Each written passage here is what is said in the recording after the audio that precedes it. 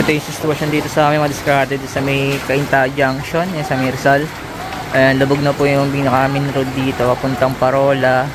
Galing ka dito sa may stoplight, yan, sa may cruise na daan dyan, yung junction to Antipolo, yan, to Ortigas Extension. Pag diniretso po to Santa Lucia po yan, puntang Marikina.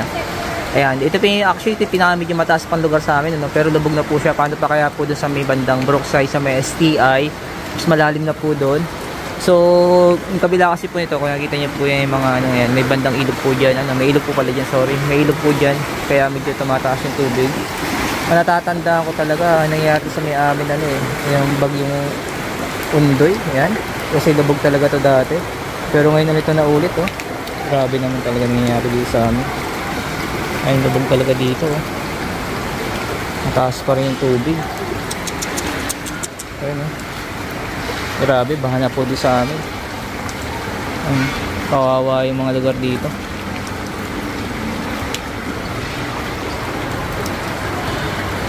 Ayan. Hindi papuntang aming sa Nimarik. Ayan. Dito ako dumadaan sa gilid kasi labig na po, malalim na yan. Ayan po. Kauwi na ako. Kasi talagang masama ang panahon ngayon.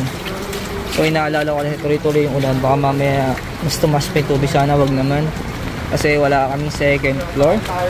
Oh, delikado. Baka lumubog sa may amin. Ayan po.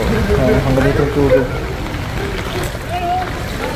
May namin 7-Eleven. No? Taas-taas ng pwesto ng 7-Eleven. Pero ano, naaabot na rin ang tubig.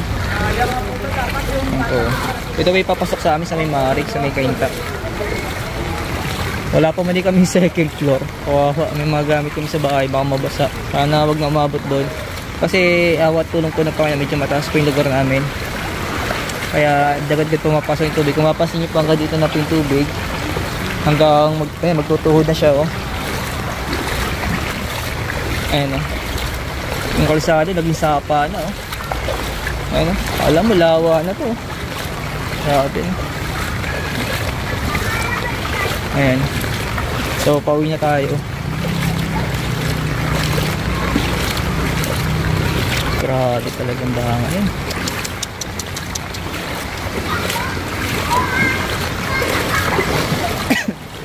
Ito yung paborito kong kainan ng pares, eh. May puno. Sa pares yung kinate. Uy, naglangoy na.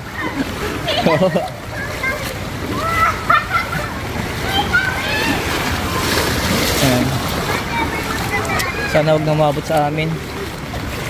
Ayan.